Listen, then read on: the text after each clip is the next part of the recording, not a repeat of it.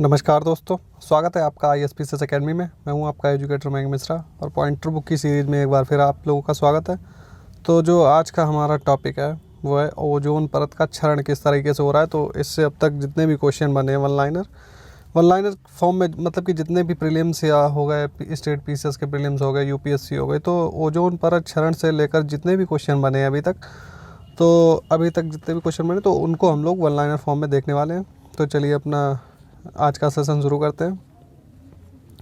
तो बात करते हैं कि विश्व ओजोन दिवस का मुख्य विषय थीम है। देखिए, ये करंट अफेयर का क्वेश्चन था, ये अब आपके लिए यूजलेस हो गया, इसकी ज़रूरत नहीं है। सूर्य के प्रकाश से परावैंगनी विकिरण अभिक्रिया पैदा करती है। तो क्या पैदा करती है? ओजोन। ओजोन परत मुख्यतः जहाँ अवस्थित रहती है तो वो कौन सी परत है? स्ट्रेटोस्फीयर। स्ट्रेटोस्फीयर को और क्या बोलते हैं? समताप मंडल हिंदी में बोलते हैं। कि निचले हिस्से में पृथ्वी से लगभग 10 से 50 किलोमीटर की ऊंचाई पर अवस्थित है ओजोन परत। तो ओजोन परत जो है पृथ्वी के निचले हिस्से से 10 से 50 किलोमीटर की ऊंचाई पर वायुमंडल में ओजोन परत की वो ओजोन लेयर पाई जाती है। ओजोन परत का सर्वाधिक संकेंद्रण पृथ्वी के कितने करीब? 15 से 30 किलोमीटर की ऊंचाई के बीच में रहता है। क्लोरोफॉर्म के लिए सत्य नहीं है। तो क्या सत्य नहीं है? ये ग्रीन हाउस क्लोरोफ्लोरोकार्बन के लिए सत्य नहीं है। ग्रीन हाउस प्रभाव में योगदान नहीं देती, तो ये सत्य नहीं है, क्योंकि ये योगदान देती है। क्लोरीन, फ्लोरीन, कार्बन के मानव निर्मित यौगिक हैं, कौन से हैं? CFC। ओजोन क्षेत्र के लिए उत्तरदायी है CFC। वायुमंडल में उपस्थित ओजोन द्वारा विकिरण अवशोषित किया जाता है परावैंगनी विकिरण के द्वारा। ऑक्सीजन के 3 परमाणुओं से मिलकर बनने वाली गैस वो है ओजोन। इसमें जो है O3 इसको बोलते हैं। इसमें ओजोन जो है ऑक्सीजन के 3 परमाणु मिले होते हैं। ऊपरी वायुमंडल में ओजोन परत के रूप में पृथ्वी पर जीवन को बचाती है। अल्ट्रावायलेट किरणों से जो है ओजोन परत हमारी रक्षा करती है। ओजोन परत मानव के लिए उपयोगी क्यों है? क्योंकि वह सूर्य की अल्ट्रावायलेट जो किरणें होती हैं उनको पृथ्वी पर नहीं आने देती। वायुमंडल में उपस्थित ओजोन परत अवशोषित करती है अल्ट्रावायलेट किरणें। सूर्य से आने वाला हानिकारक परावैंगनी विकिरण के कारण क्या हो सकता है? त्वचा कैंसर। अधिक समय तक सूर्य के परावैंगनी विकिरण के शरीर पर पड़ने पर हो सकता है, क्या हो सकता है? DNA में आनुवांशिक परिवर्तन भी हो सकता है। ठीक है, ये भी आप लोगों को याद रखना है। ओजोन परत संरक्षण दिवस कब मनाया जाता है? 16 सितंबर को। क्लोरीन, फ्लोरीन, ऑक्सीजन से बना मानव निर्मित गैसीय व द्रवीय पदार्थ जो रेफ्रिजरेटर तथा वातानुकूलित यंत्रों में शीतकारिक के रूप में प्रयुक्त किया जाता है उसको क्या बोलते हैं? क्लोरोफ्लोरोकार्बन। वायुमंडल के ध्रुवीय भागों में ओजोन परत का निर्माण धीमी गति से होता है, अतः ओजोन के क्षरण का प्रभाव सर्वाधिक परिलक्षित कहाँ पर होता है? ध्रुवों के ऊपर। ओजोन परत को सर्वाधिक नुकसान पहुंचाने वाला प्रदूषक कौन सा है? क्लोरोफ्लोरोकार्बन। वायुमंडल में जिसकी उपस्थिति से ओजोनोस्फीयर में ओजोन परत का क्षरण होता है CFC, यानी कि क्लोरोफ्लोरोकार्बन। इसको शॉर्ट फॉर्म में क्या बोलते हैं? CFC। ऊपरी वायुमंडल में ओजोन परत के क्षरण का कारण CFC ओजोन परत की क्षीणता के लिए उत्तरदायी नहीं है। क्या नहीं है? विलायक के रूप में प्रयुक्त मेथिल क्लोरोफॉर्म। ये स्टेटमेंट के रूप में आपको दिया गया होगा क्वेश्चन में, तो उसी के अनुसार इसको गलत माना गया। ओजोन की सर्वाधिक सहायता मिलती है स्ट्रेटोस्फीयर में। ओजोन परत की क्षीणता के लिए उत्तरदायी गैस है CFC हो गई, हैलोजोन्स हो गई, और नाइट्रस ऑक्साइड, ट्राइक्लोरो एथिलीन और हैलोन 1211 और 1301 जो है ये उत्तरदायी हैं। वह ग्रीन हाउस गैस जिसके द्वारा ट्रोपोस्फीयर में ओजोन प्रदूषण नहीं होता, कार्बन मोनोऑक्साइड। आगे बढ़ते हम लोग।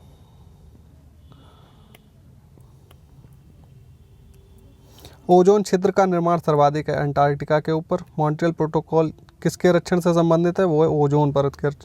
1 जनवरी 1989 से प्रभावित हुआ था। क्या चीज़ प्रभावित हुई थी? Montreal protocol. मॉन्ट्रियल प्रोटोकॉल संबंधित है किससे संबंधित है? ओजोन परत के क्षय को रोकने के लिए। मॉन्ट्रियल प्रोटोकॉल संबंधित है CFC से, क्लोरोफ्लोरोकार्बन से। समताप मंडल में ओजोन के स्तर को प्राकृतिक रूप से विनियमित किया जाता है नाइट्रोजन डाइऑक्साइड के द्वारा। ओजोन परत की मोटाई मौसम के हिसाब से बदलती रहती है। बसंत ऋतु में इसकी मोटाई सबसे ज़्यादा कब होती है? बसंत ऋतु में। और सबसे ज़्यादा तथा वर्षा ऋतु में सबसे कम। तो सबसे कम कब रहती है? वर्षा ऋतु में। और सबसे ज़्यादा कब रहती है? बसंत ऋतु में। ओजोन परत को मापा जाता है तो इसकी मापक इकाई क्या है? डॉप्सन। 0 डिग्री तथा 1 atm दाब पर शुद्ध ओजोन की 0.01 mm की मोटाई के बराबर होती है 1 डॉप्सन यूनिट।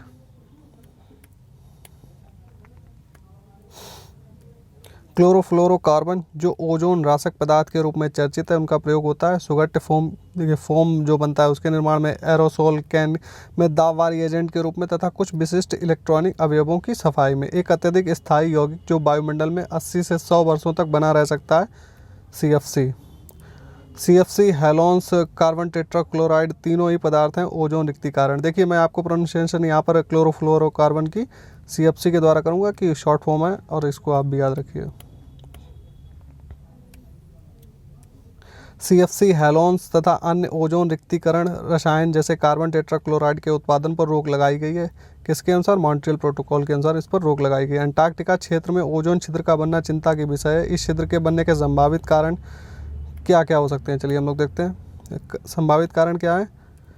विशिष्ट ध्रुवीय वाताग्र तथा समतापमंडलीय बादलों की उपस्थिति और क्लोरोफ्लोरोकार्बन का अंतर्वाह। ऐसा माध्यम जहां क्लोरीन योग ओजोन परत का विनाश करने वाले क्लोरीन कणों में परिवर्तित हो जाते हैं।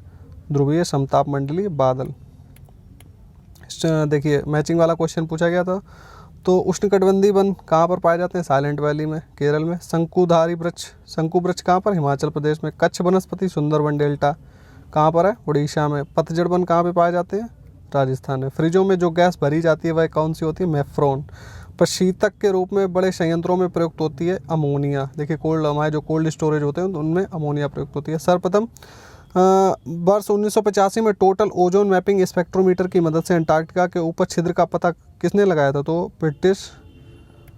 जो ब्रिटिश दल था उसके द्वारा लगाया गया था।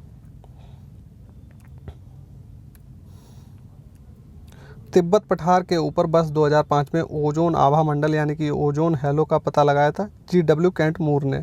मनुष्य में खांसी, सीने में दर्द उत्पन्न करने के साथ साथ फेफड़ों को भी क्षति पहुंचा सकता है। यानी कि ओजोन का जो उच्च सांद्रण होता है वो फेफड़ों को भी क्षति पहुंचा सकता है। और किसको किसको? खांसी और सीने में दर्द। ओजोन जैविक जीवन के लिए परम आवश्यक है, और जो है ओजोन परत पृथ्वी को उच्च ऊर्जा विकिरण से संरक्षित करती है। तो एक और ए और आर दोनों ही सही हैं, और तथा आर जो है वो एक ही सही व्याख्या भी कर रहा है। सूर्य के उच्च आवृत्ति के परावैंगनी प्रकाश की 93 से 99% मात्रा अवशोषित कर लेती है कौन? ओजोन परत। ओजोन परत का अपक्षय करने वाले पदार्थों के प्रयोग पर नियंत्रण करने और उन्हें चरणबद्ध रूप से प्रयोग बाय करने के मुद्दे से संबंधित है। क्या है? मॉन्ट्रियल प्रोटोकॉल इस मुद्दे से संबंधित है। देखिए हमारा अगला जो चैप्टर है उसका नाम है वन एवं वन्य जीव। देखिए बड़ा चैप्टर है तो आधा पार्ट मैं इसका आज ही करवा दूंगा और आधा पार्ट इसका नेक्स्ट वीडियो में आपका करवा दूंगा। ठीक है, तो चलिए इस चैप्टर को भी हम लोग शुरू करते हैं। चमोली के रैणी गांव में वन कटाई के विरोध में आंदोलन चलाया गया था। कौन सा? गौरा देवी के नेतृत्व में। जिस पारिस्थितिकी तंत्र में पौधों का जैविक पदार्थ अधिकतम है वह कौन सा है? उष्णकटिबंधीय वर्षावन। अधिकतम पादप विविधता पाई जाती है कहाँ? उष्णकटिबंधीय सदाबहार वनों में। सर्वाधिक पादप और जंतु विविधता पाई जाती है उष्णकटिबंधीय वर्षावन में।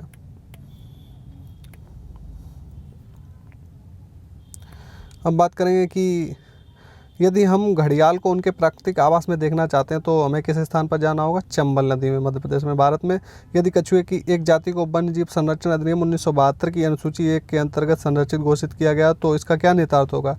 इसका ये निहितार्थ होगा कि इसे संरक्षण का वही स्तर प्राप्त होगा जैसा कि बाघ को प्राप्त है। वन्यजीव सुरक्षा अधिनियम 1972 के अनुसार किसी व्यक्ति द्वारा विधि द्वारा किए गए कतिपय उत्पन्नों के अधीन होने वाले सिवाय जिस प्राणी का शिकार नहीं किया जा सकता। तो कौन कौन से प्राणी हैं जिनका शिकार नहीं किया जा सकता? चलिए हम लोग देख लेते हैं। तो इसमें आता है घड़ियाल आ गया, भारतीय जंगली गधा हो गया और जंगली भैंस। जलवायु के प्रमुख घटक जो झारखंड राज्य के वन क्षेत्र की जलवायु को प्रभावित कर रहे हैं तो क्या है? जंगल की आग जो है वहाँ के जलवायु क्षेत्र को प्रभावित कर रही है। झारखंड राज्य में जंगलों को सुरक्षित वन के रूप में वर्गीकृत करने का उद्देश्य बिना अनुमति सभी गतिविधियों पर प्रतिबंध लगा दिया जाए। भारत का वह राज्य जहाँ सर्वप्रथम मुख्यमंत्री जन वन योजना का प्रारंभ किया गया, झारखंड। जनवरी 2018 में भारत के जिस राज्य ने लोगों को वृक्ष के साथ मानवीय रिश्ता यानी कि भाई बहन बनाने की मंजूरी प्रदान की है वो कौन सा है? सिक्किम। सदाबहार वन पाए जाते हैं पश्चिमी घाट में। पश्चिमी घाट जो हमारा कहाँ से स्टार्ट होता है? देखिए वहाँ ऊपर जो हमारा, देखिए ये भारत है और ये जो इसकी जो ये वाला एरिया है तो इसको हम लोग बोलते हैं पश्चिमी घाट। उत्तर पूर्वी भारत और अंडमान निकोबार द्वीप समूह के 200 सेंटीमीटर से अधिक औसत वार्षिक वर्षा वाले क्षेत्रों में कौन से वन पाए जाते हैं? उष्णकटिबंधीय सदाबहार वन। विषुवतीय वनों की अद्वितीय विशेषता क्या होती है? इनकी विशेषताएं हम लोग देख लेते हैं। तो ये होते हैं, ऊंचे होते हैं, घने वृक्ष होते हैं विद्यमान, जिनके किरीट निरंतर बितान बनाते हैं। बहुत सी जातियों का सह अस्तित्व यहाँ पर होता है। अधिपादपों की असंख्य किस्में यहाँ पर बहुत सी जो है इनमें क्या होता है, डाइवर्सिटी जीवों की ज़्यादा पाई जाती है। पेड़ पौधों की हो गई, पशु पक्षियों की हो गई, तो इनकी जो है डाइवर्सिटी यहाँ पर अधिक पाई जाती है। विषुवतीय वन ऐसे उष्णकटिबंधीय क्षेत्रों में मिलते हैं जहाँ वर्षा होती है 200 सेंटीमीटर से अधिक।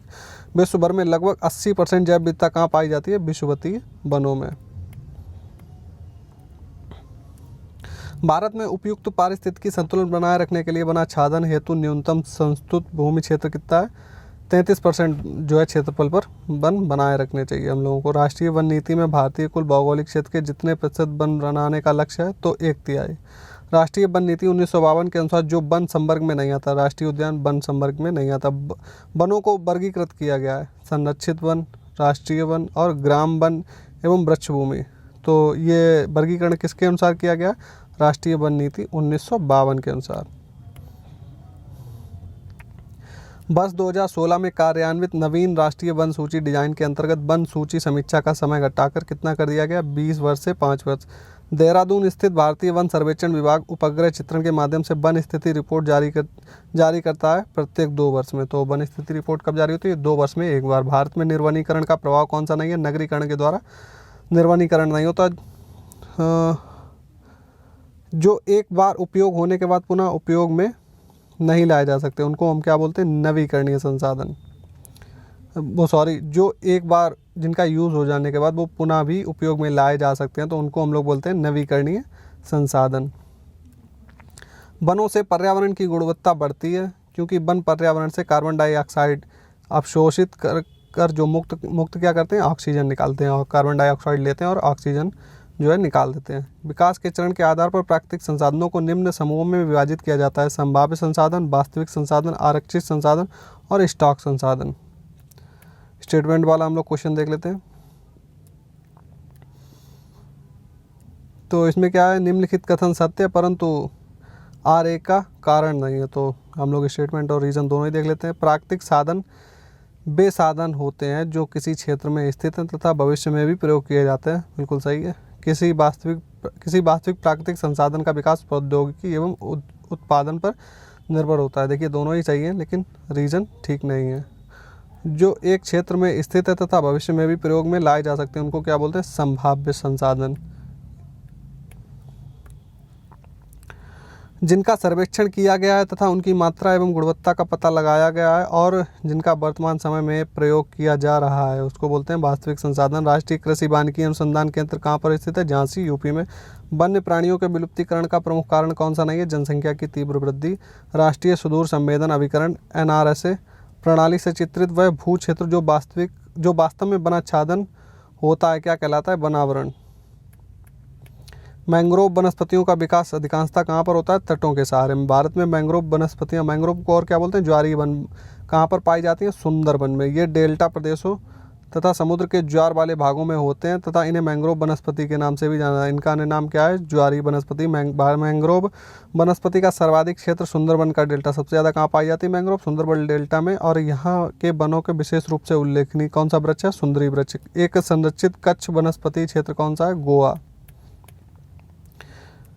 भारत में मैंग्रोव वन, सदापर्णी वन और पर्णपाती वनों का संयोजन है। अंडमान निकोबार द्वीप समूह में। नागालैंड के पर्वत क्रमशः बंजर होते जा रहे हैं, उनका प्रमुख कारण क्या है? झूम कृषि जो है उनका मुख्य कारण है। वह राज्य जिसके द्वारा अपना धन योजना प्रारंभ की गई, हिमाचल प्रदेश। भारत में वन्य जीव संरक्षण अधिनियम कब लागू हुआ? 1972 में। वन्य जीव सुरक्षा अधिनियम 1972 की अनुसूची 6 में किसी पौधे को रखने का क्या तात्पर्य होता है? उस पौधे की खेती करने के लिए उसको लाइसेंस की आवश्यकता होती है। वन्य जीवों की तस्करी, अवैध शिकार से रक्षा एवं संरक्षण के लिए भारत सरकार द्वारा पारित क्या किया गया था? वन्य जीव संरक्षण अधिनियम 1972 इसके लिए पारित किया गया था। भारत में वन संरक्षण अधिनियम कब पारित हुआ? 1980 में। वन संरक्षण अधिनियम 1980 लागू होने की तिथि क्या थी? 25 अक्टूबर 1980। भारतीय वन्य जीव संस्थान कहाँ पर है? देहरादून में। वन अनुसंधान संस्थान स्थापित देहरादून में। वन अनुसंधान संस्थान की स्थापना उत्तराखंड के देहरादून में कब की गई थी? 1906 में। पर्यावरण से संबंधित है विज्ञान और पर्यावरण केंद्र, भारतीय वनस्पति सर्वेक्षण संस्थान और भारतीय वन्यजीव संस्थान। विज्ञान और प्रौद्योगिकी विभाग के अधीन राष्ट्रीय सर्वेक्षण और मानचित्र के लिए भारत सरकार का एक प्राचीनतम विभाग है भारतीय सर्वेक्षण विभाग। J.R. अल्फ्रेड की पुस्तक फाइनल डाइवर्सिटी इन इंडिया के अनुसार विश्व के कुल प्रजातियों की संख्या का भारत में टोटल कितना रहता है? 7.28% भाग। भारत की सबसे बड़ी मछली व्हेल शार्क। हाँ, यह भारत ही नहीं पूरे विश्व की सबसे बड़ी मछली है तथा यह 50 फुट लंबी हो सकती है। ये किसके बारे में कहा जाता है? व्हेल शार्क के बारे में। वर्ल्ड वाइड फंड WWF का प्रतीक जानवर क्या है? ज्वाइंट पांडा। इसका वैज्ञानिक नाम जो है एलियोरोपोडा और मेलानोइसिया। इसका निवास स्थान मुख्यतः शीतोष्ण चौड़ी पत्ती वाले मिश्रित वनों में मिलता है। तो इसको क्या बोला जाता है? ज्वाइंट पांडा। देखिए इसका ज्वाइंट पांडा का वैज्ञानिक नाम ये लिखा हुआ है। गैवियलिस घड़ियाल बहुतायत। गैवियलिस को क्या बोलते हैं? घड़ियाल। तो बहुतायत में कहाँ पाए जाते हैं? गंगा में। घड़ियाल एक प्रजाति है किसकी? मगरमच्छ कुल की। भारत में पाए जाने वाला मगरमच्छ तथा हाथियाँ संकटापन्न जाती हैं। चिपको आंदोलन मूल रूप से किसके विरुद्ध था? वन कटाई के। और इससे संबंधित कौन थी? सुंदरलाल बहुगुणा।